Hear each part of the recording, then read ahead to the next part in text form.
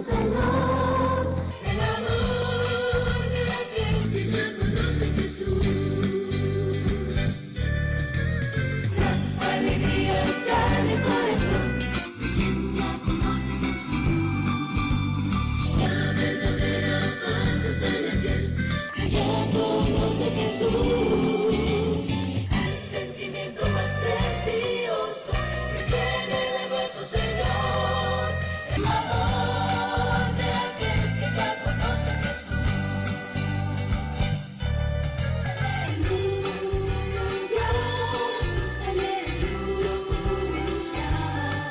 Aleluya, Dios, aleluya, el sentimiento más precioso que viene de nuestro Señor, el amor de aquel que ya conoce a Jesús, de aquel que ya conoce a Jesús, de aquel que ya conoce a Jesús.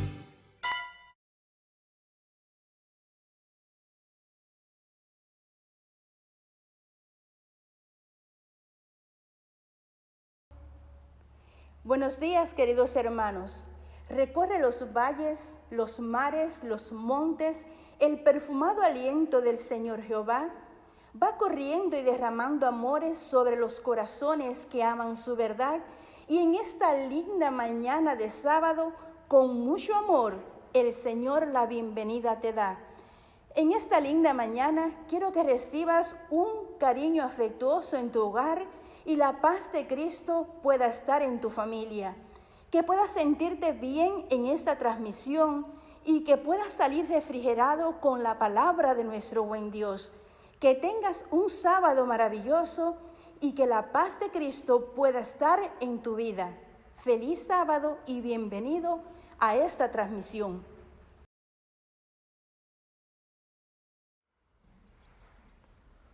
Muy buenos días, mis queridos hermanos. En esta mañana de este lindo sábado queremos saludarles desde sus hogares, y en estos momentos estamos pasando en el momento de la adoración, que son los diezmos y las ofrendas, agradeciéndole a cada uno de ustedes por ser fieles a nuestro Dios, ¿verdad? Y no nomás a los que han dado, sino a los que no han podido dar, también se les hace la invitación. Quiero leerles un pasaje de la palabra de Dios en 2 Corintios 9, 6 y 7. Dice la palabra de Dios: pero esto digo, el que siembra escasamente, también segará escasamente, y el que siembra generosamente, también segará generosamente. Cada uno dé como propuso en su corazón, no con tristeza ni por necesidad, porque Dios ama al dador alegre. Mis queridos hermanos, nuestro Dios es un Dios fiel y Él no es deudor de nadie. Así es que le hacemos la invitación a cada uno de ustedes. Si usted desea saber cómo poder entrar en enlace en Facebook, usted puede tocar ahí el enlace y ahí puede saber más sobre cómo donar sus diezmos y sus ofrendas. También si usted tiene una pregunta, usted puede comunicarse con el pastor o con los ancianos o con los maestros, y ellos le pueden ayudar cómo usted puede donar sus diezmos y sus ofrendas. Vamos a tener una oración por los diezmos y las ofrendas en este momento. Vamos a inclinar el rostro. Nuestro Padre Celestial, nuestro Dios, te damos gracias por grandes bendiciones que nos has colmado, Señor. Gracias porque nos mantienes con vida, con salud. Dios, en esta mañana también queremos pedirte por todos aquellos hermanos que han sido fieles con sus diezmos y sus ofrendas, y aquellos que no lo han podido hacer, también queremos que los bendigas y que los animes para que ellos puedan experimentar estas grandes bendiciones que tú tienes para ellos, Señor. Señor, te pedimos que bendigas estos diezmos y estas ofrendas, multiplícales, porque te lo pedimos en el nombre de Jesús. Amén.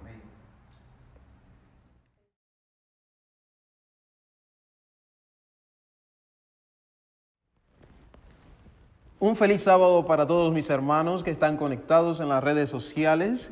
Es un gozo vernos nuevamente en esta mañana, iglesia de Lompo, iglesia de Nipomo. Les extrañamos muchísimo y esperamos próximamente estar reunidos nuevamente aquí. Pero en esta mañana vamos a comenzar con una oración para comenzar la predicación de la palabra de Dios. Como dice la Biblia, siempre Moisés tiene quien predique en las congregaciones cada sábado. Por eso le invitamos a cerrar sus ojos en sus hogares y vamos a orar. Querido Padre Celestial, pedimos tu presencia mientras abrimos tu palabra, que nos guíes, que nos instruyas y que donde quiera que estemos, abras nuestro entendimiento para conocer de ti. En el nombre de Jesús, amén. He titulado en esta mañana, el título del sermón, disculpen, es Jesús vive. Y estoy seguro que va a ser de mucha esperanza para todos los que estamos escuchando, porque la palabra de Dios es viva, es esperanza, es gozo, es regocijo para aquellos que tomamos tiempo para escucharla. Y la lectura bíblica está en el libro de Lucas, en el Evangelio según San Lucas, capítulo 24, versículo 13. Ahí vamos a estar comenzando. Y nos dice allí que dos de ellos iban el mismo día a una aldea llamada Emaús, que estaba a 60 estadios de Jerusalén. Comienza así la lectura. Hay dos hombres que van de camino desde Jerusalén hasta su casa. Hacia el atardecer de la resurrección, dos de sus discípulos se hallan en el camino a Emaús, una pequeña ciudad situada a unos 12 kilómetros de Jerusalén. Estos discípulos no eran de aquellos que ocupaban un lugar eminente en la obra de Cristo, es decir, ellos no participaron, no estuvieron cerca de Jesús, no vieron muchos de los eventos que vieron los 12, pero hay algo importante, que estos discípulos sí creían en Jesús. Yo quiero decirte, en esta mañana tú no eres de esos discípulos que anduvieron cerca de Jesús como los 12, pero tú crees en Jesús también. Y sabemos que has experimentado muchas cosas positivas en tu vida. Y en esta mañana yo quiero que levantes tu fe al escuchar la palabra como la levantaron estos dos discípulos. Habían venido a la ciudad de Jerusalén por la Pascua. La Pascua era una actividad que se realizaba en el pueblo de Dios que significaba celebración, liberación. Fue cuando el pueblo de Dios salió de Egipto. Allí se mató un cordero y en la noche todo el pueblo participó de este cordero. Se puso sangre en la parte de arriba de la puerta, en la parte derecha de la puerta, en la parte izquierda. Y por ahí pasó el ángel devorador en la noche y el pueblo de Dios salió libre. Esa era la Pascua. Y ahora estos discípulos fueron hasta Jerusalén para participar de la Pascua, pero se encontraron con los últimos eventos de la vida de Jesús que están ocurriendo. La ciudad está aglomerada, todo está lleno, todo el mundo está en la expectativa de alguien que está llevando una cruz. Jesús es llevado hasta el monte de Calvario y allí crucificado. Fue un día difícil para estos discípulos. Por lo tanto, estos discípulos habían quedado perplejos, habían quedado derrotados por todos los acontecimientos que habían visto. Y ahora, ya casi en la tarde, vuelven a su casa para meditar y para orar. Pero la forma en que ellos proseguían era una forma triste en su viaje vespertino, porque habían visto todas las escenas, las tragedias que le habían ocurrido a Jesús, el Maestro. Y nunca antes habían estado tan descorazonados como estaban en ese momento por lo que le había sucedido al Maestro, al Salvador Cristo Jesús. En estos días, tal vez nosotros estamos viviendo momentos difíciles. Estamos en nuestras casas. Muchos de nosotros hemos perdido trabajo. Muchos se le han perdido tal vez para siempre su trabajo, otros están a medio tiempo. Es difícil para usted tal vez pagar su renta, es difícil pagar la aseguranza de su carro, es difícil pagar cuántas cosas. Pero tal vez usted ha tenido la desdicha de perder un ser querido y eso es triste y es doloroso. Por eso los discípulos van tristes y van descorazonados. En este camino iban por la sombra de la cruz, imaginemos nosotros. Pero no habían progresado mucho en su viaje cuando se unió un extraño en su camino. Y estaban tan absortos en la lobreguez, estaban tan perplejos en lo que había ocurrido que no se dieron cuenta de aquel extraño que se había acercado. Y estos dos discípulos continuaron su conversación, continuaron en sus pensamientos, continuaron expresando y razonando acerca de las cosas que habían sucedido en la ciudad de Jerusalén. Pero mientras hablaban de los asuntos que habían ocurrido, Jesús anhelaba consolarlos. Jesús anhelaba decirle algunas palabras que le trajeran consuelo a esos dos discípulos. Así como Jesús hoy anhela consolar a cada uno de sus discípulos, a cada uno de sus hijos, porque Jesús nos ama con un tierno amor. Había Jesús visto su pesar, había visto su tragedia, había visto todo lo que le había ocurrido. Ya no podían dejar de llorar, ya no podían dejar de estar tristes por todo lo que le había sucedido al Maestro. Pero Jesús quería enjugar sus lágrimas, como también quiere enjugar nuestras lágrimas, porque Él conoce todas nuestras tristezas, Él conoce nuestros problemas. Pero Jesús quería darle algunas lecciones a estos discípulos que deberían aprender, algunas lecciones positivas. Y son lecciones que en estos días, en lo que estamos viviendo, nosotros debemos aprender también. Porque nosotros somos discípulos, pero muchas veces la fe baja, la fe mengua. Por eso Jesús decide hablarle a los discípulos y comienza y dice en el versículo 17, ¿qué pláticas son estas que tratáis entre vosotros andando y estáis tan tristes? Y respondiendo el uno que se llamaba Cleofas, le dijo, tú solo peregrino eres en Jerusalén y no has sabido las cosas que en ella han sucedido en estos días. ¿Cómo es posible que tú eres el único que no sabe toda la aglomeración, todo lo que ha pasado en el pueblo? Cuántos gritos, cuántos lloros, cuántas cosas han pasado en Jerusalén y tú eres el único que no sabes. Y ellos le hablaron del desencanto que había sufrido su maestro, el cual fue varón profeta, varón de Dios, poderoso en palabra delante de Dios y delante de los hombres.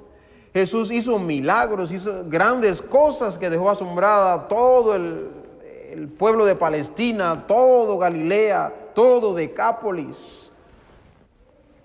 Pero los príncipes y los sacerdotes nuestros lo entregaron, le crucificaron al Maestro Cristo Jesús. Y ellos empezaron a decir todas las cosas que habían sucedido, pero lo decían con un corazón apesadumbrado y con labios temblorosos. Mas nosotros esperábamos con que Él era el que iba a redimir a Israel. Los discípulos consideraban que Jesús iba a ser un líder romano, que los iba a liberar de todo el imperio, de todas las cargas, de todo lo que hasta ahora había sucedido entre el pueblo romano. Pero no era así. Pensaban que Jesús era el que iba a redimir a Israel. Pero ahora los dos discípulos, o uno de ellos dice, y más ahora hoy es el tercer día, dice el versículo 21, que esto ha acontecido. Jesús fue crucificado un viernes. Jesús fue crucificado ese viernes, estuvo 6 horas en la cruz. Y cuando ya era la puesta del sol, a Jesús lo pusieron en la tumba, una tumba que nadie había usado. Y el domingo en la mañana, cuando estos discípulos están retornando a la ciudad de Emaús, ya es el tercer día. Por eso dice, y aún hoy es el tercer día. Y así estaban tristes. Pero qué extraño, que los discípulos no se habían acordado de lo que Jesús dijo en las profecías.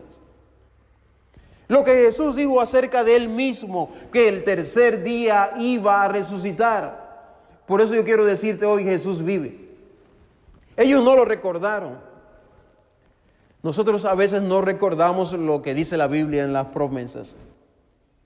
A veces nos olvidamos de lo que Dios dice en la Biblia.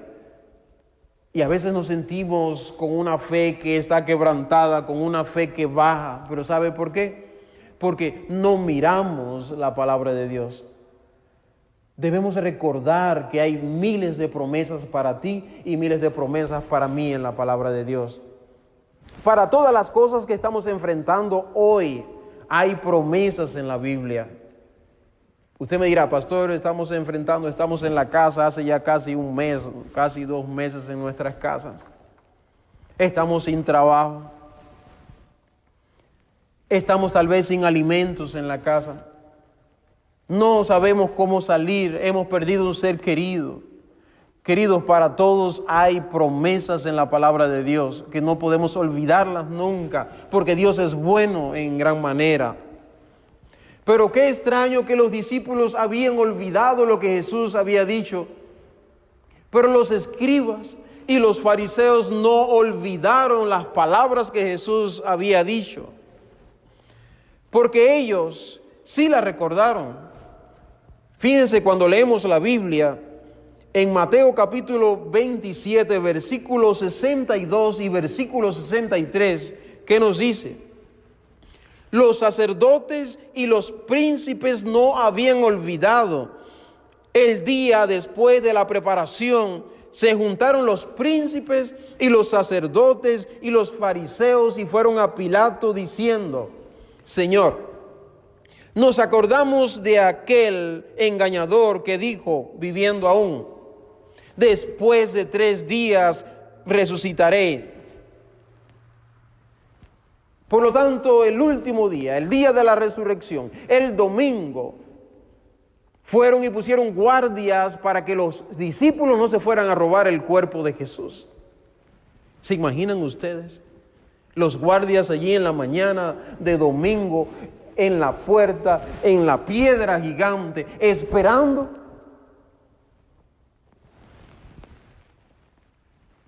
Los discípulos habían olvidado, pero los fariseos no habían olvidado. Dios siempre cumple sus promesas en nuestras vidas. Dios es bueno en gran manera. Por eso, Jesús sigue hablando con ellos y le dice, insensatos y tardos de corazón para creer lo que los profetas han dicho. No era necesario que el Cristo padeciera todas estas cosas y que entrara en su gloria. Los discípulos se preguntaban quién era este que hablaba esas palabras tan penetrantes en su corazón. Jesús continuaba hablando y le decía, insensatos de corazones, ¿cómo van a olvidar las promesas de Dios que están en su palabra? Jesús hablaba con amor, hablaba con simpatía de la palabra de Dios. Y el corazón de los discípulos comenzó a ponerse en tono, comenzó a latir de una forma que ustedes no se imaginan. Por primera vez, desde la entrega de Cristo, comenzaron a sentirse esperanzados. Tal vez tú has dicho, ¿cómo llega la esperanza en mi vida en estos días de catástrofe? ¿Cómo llegará la esperanza a mi vida en estos días en que estamos viviendo crisis? La esperanza llega cuando usted abre la Biblia, palabra de Dios. Jesús abrió sus labios y comenzó a hablar la palabra de Dios a los discípulos y comenzó a decirle profecías, comenzó a decirle todos los mensajes que se encuentran en la palabra de Dios acerca de él, lo que iba a estar sucediendo. Y yo, mira, es lo que dice, aquí está lo que dice Moisés, aquí está lo que dice Isaías. Como cordero fue llevado al matadero, delante de sus transquiladores, enmudeció, no abrió su boca. Jesús está diciendo lo que dice Jeremías, capítulo 23, versículo 5. Va a salir un rey del trono de David. Jesús está expresando lo que dicen los salmos de él. Y le dijo una cantidad de promesas, una cantidad de profecía que se estaban cumpliendo y se cumplieron en la vida de Jesús. Pero en la palabra de Dios hay promesas que son para nosotros. Por eso la hermana White dice, nosotros debemos de aferrarnos a las promesas de Dios, porque Dios es fiel en cumplir sus promesas. Escudriñemos nosotros cuáles son esas promesas, aferrémonos de ellas, porque eso es lo que Dios quiere de nosotros. Jesús habló de Moisés, alfa de la historia bíblica, y expuso todas las sagradas escrituras. Si alguien está sin esperanza y usted quisiera que tenga esperanza, no se ponga a platicar de cosas que no son de la Biblia. Háblele de la palabra de Dios, háblele de Jesús, háblele de cuántas cosas Jesús ha hecho por su pueblo y cuántas va a hacer en el tiempo futuro.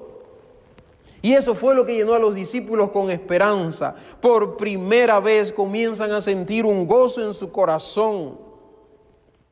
Y ardía su corazón dentro de ellos. Palpitaba de una forma con gran expectativa. Jesús quería que los discípulos aprendieran algunas cosas importantes, como por ejemplo, que su fe debía de establecerse en la palabra de Dios. No en los sofismas del mundo, no en la cultura, no en la razón, no en la experiencia. Nuestra fe se basa en la palabra de Dios. Cristo no hizo ningún milagro para convencerlos, sino que abrió para ellos la palabra de Dios. Cristo le demostró por las cosas que tenían que pasar. Cristo le demostró que tenía que morir. Cristo le demostró que esos clavos que le pusieron en los pies y en las manos era para glorificar el nombre de Dios, para que tú y yo tengamos hoy salvación. Si Jesús no hubiera muerto, ninguno de nosotros tuviera la esperanza que hoy tenemos. Por eso Jesús no falló ni en un ápice. Un ápice es 1 centímetro para que nosotros pudiéramos alcanzar esta salvación. Jesús le enseñó en ese momento a sus discípulos que debían comprender en la medida de lo posible la copa por la que él había pasado. Jesús le enseñó que debía de morir, como todo transgresor de la ley debe de morir si continúa en pecado, pero morir en favor de la humanidad. Jesús instruyó a esos 2 discípulos en todo el camino, como nosotros también deberíamos instruir a otros. Jesús le enseñó que deberían ellos ahora ir a toda nación, a toda tribu, a toda lengua, pueblo, anunciándoles que deben de venir a Jesús también. Jesús le enseñó a esos 2 discípulos que debían de vivir como Él había vivido y obrar como Él había obrado, esforzándose, preparándose. Así dice el Deseado de toda la gente, página 731. Y así Jesús siguió hablando con los discípulos. Siguió conversando de tal forma. Cuando leemos el Deseado de toda la gente, dice que la conversación de Jesús no decaía. Muchas veces nosotros estamos conversando con alguna persona, pero a veces la conversación se torna un poco como que aburrida y no queremos oír más. Pero la conversación de los discípulos con Jesús no decaía. Había un mensaje importante que estaban escuchando. Así discurrió Cristo con sus discípulos, abriendo el entendimiento para que comprendiesen las Escrituras. Pero recordemos que eran 12 kilómetros. Yo sé lo que es 12 kilómetros. Para aquellos que viven en Cuba, en la parte de Bayamo, allí en la parte de Cauto hasta Río Cauto son 12 kilómetros. Cuando llegaba a las 7, a las 8 de la noche a ese lugar, y si no había transporte, tenía que irme caminando, viendo toda la noche todo lo que ocurría. Es lejos. Por eso yo sé lo que es 12 kilómetros, no es cerca. Los discípulos estaban cansados porque el camino desde Jerusalén hasta Emaús era un camino pedregoso. Pero dice que Jesús de repente se paraba por la compasión a los discípulos para descansar y les seguía hablando de las palabras. Los discípulos pensaban que aquel hombre extraño era uno de aquellos que había asistido a la fiesta y ahora estaba retornando para su casa. Pero no. Jesús andaba tan cuidadosamente con ellos que a veces se detenía para conversar, para explicarle las Escrituras. Pero el versículo 28 del libro de Lucas, del capítulo 24 de Lucas, nos dice que durante el viaje el sol ya se estaba poniendo. Mientras ya estaban llegando a la aldea de Emaús, el sol ya se estaba allí poniendo en las colinas. Los granjeros ya habían retornado a sus casas, ya estaban tal vez sentados en las mesas, todos los animales estaban en sus corrales y ya era la hora de la última cena de la noche. Y dice el versículo 28 que cuando ya están llegando al lugar llamado Emaús, Jesús como que parece que va a seguir su camino. Yo quiero decirte algo. En los momentos difíciles de tu vida y de mi vida, Jesús está a nuestro lado. Jesús camina con nosotros. Si caminó con ellos 12 kilómetros, hablándoles, Jesús también camina contigo y conmigo. Hay uno de los versos de un poeta que dice: Jesús, si siempre has dicho que vas a estar conmigo en los momentos difíciles de la vida, ¿por qué a veces mientras camino por la arena solamente veo 2 huellas en vez de ver 4 huellas? Y Jesús le dice: si solamente ves 2 huellas y no ves 4, es porque yo te llevo en mis brazos. Jesús nos lleva en los brazos en medio de las circunstancias difíciles y viene para a través del Espíritu Santo consolarnos. Ha dejado el Consolador para darnos esperanza. Si Jesús caminó con los discípulos y le trajo esperanza a sus corazones, también nos va a traer esperanza a nosotros en los momentos difíciles. Ahora lo estamos viviendo. Cuando ya Jesús iba a seguir, usted se pregunta, ¿dónde iba Jesús a seguir? Si no había más casas, pero Jesús no vivía en ninguno de esos lugares. Los discípulos se sentían atraídos a Él. En su alma tenían hambre de oír más. Recuerden que en 12 kilómetros la conversación no decayó. Y los discípulos querían oír más. Y por lo tanto le dijeron a Jesús: quédate con nosotros. Quédate con nosotros. Pero como parecía que Jesús iba a seguir su camino, parece que no quería aceptar la invitación. Ellos le insistieron.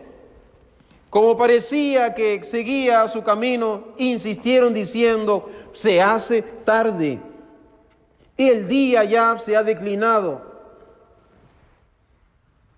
No sé si a usted le gustaría que Jesús entre en su casa hoy.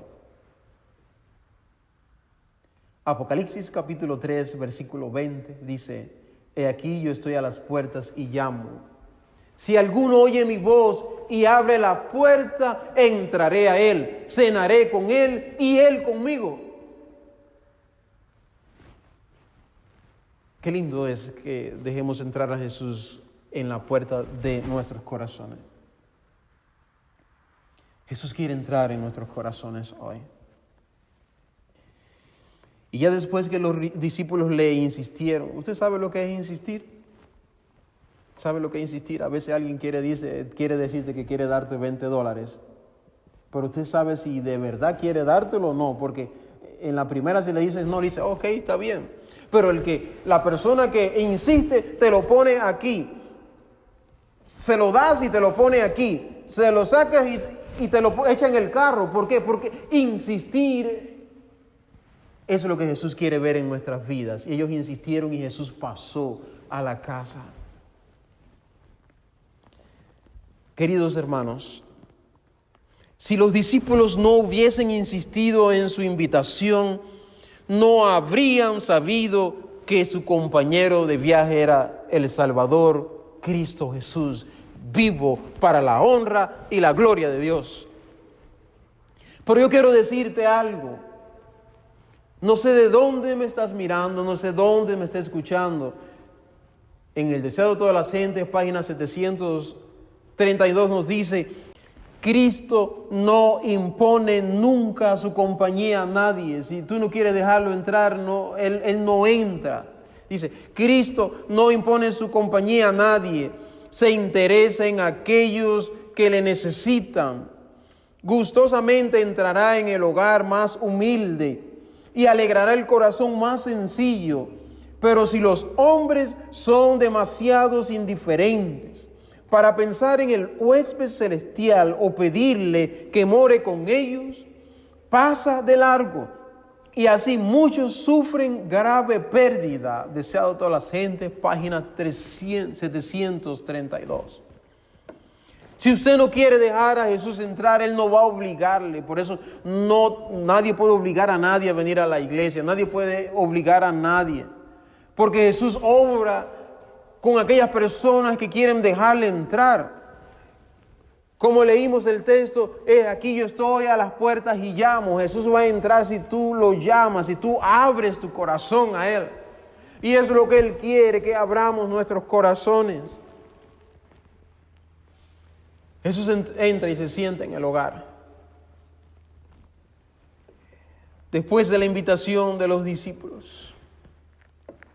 Y una invitación que no fue común, una invitación que fue porque ellos estaban llenos de su palabra, llenos del gozo, llenos de la esperanza y querían seguir escuchando más y más. Yo no sé si a usted le ha pasado que un día está leyendo un texto bíblico y no quiere acostarse hasta que no ve la solución, hasta que no ve lo que está sucediendo y lo que va a suceder en la palabra. Dice que pronto estuvo preparada la cena sencilla, el pan allí en la mesa. Parece que la dueña de la casa estaba preparada, parece que ya todo estaba listo para que comiera hasta el huésped. Fue colocada delante del huésped que había tomado el asiento a la cabecera de la mesa. Entonces, en ese momento Jesús alzó las manos y oró como oraba siempre de costumbre. Y cuando alzó Jesús las manos, los discípulos que hasta este momento tienen los ojos vedados, no habían podido ver, ahora se les desvelan sus ojos y ahora pueden contemplar las heridas en las manos de Jesús. Y dicen, es Jesús, está vivo, y tratan de correr donde está Jesús para postrarse y para adorarlo, pero en ese momento Jesús desaparece. Recuerden que habíamos dicho que sus discípulos estaban cansados, habían ido 12 kilómetros, habían retornado 12 kilómetros, estaban cansados por el camino de piedras. Pero ahora cuando saben que es Jesús que está vivo, ese es el título, Jesús está vivo, ahora se le quita el hambre, se le quita el cansancio, se le quita la desesperanza, se le quita la falta de fe, se le quita todo lo malo. ¿Por qué? Porque Jesús lo llenó con la palabra de Dios. en esa mañana, yo quiero decirte algo. Dios quiere que abras tu corazón, porque Él quiere entrar en tu hogar. Él quiere traer alegría, quiere traer gozo a tu hogar que está destruido. Gozo a tu hogar porque tu hijo está en las drogas, en el alcohol. Gozo y felicidad para que pueda vivir para siempre. Los discípulos estaban sin esperanza y se llenaron como Dios quiere llenarnos a nosotros hoy. Pero no podemos hacerlo sin el mensaje de esperanza, las profecías y todo lo que Dios tiene en la Biblia. Ahí en tu hogar yo te invito. Si tú quieres abrir tu corazón al Señor, pon tu mano en el corazón. Ponte de pie. Ven al frente de tu TV, de tu teléfono, haz algo porque Jesús quiere notar que tú quieres abrir tu corazón. Dios quiere que te llenes de Él. Y así como a los discípulos se les fue el cansancio, esa falta de esperanza, y corrieron 12 kilómetros más, que ya son ahora 36, para dar las buenas nuevas acerca de Jesús.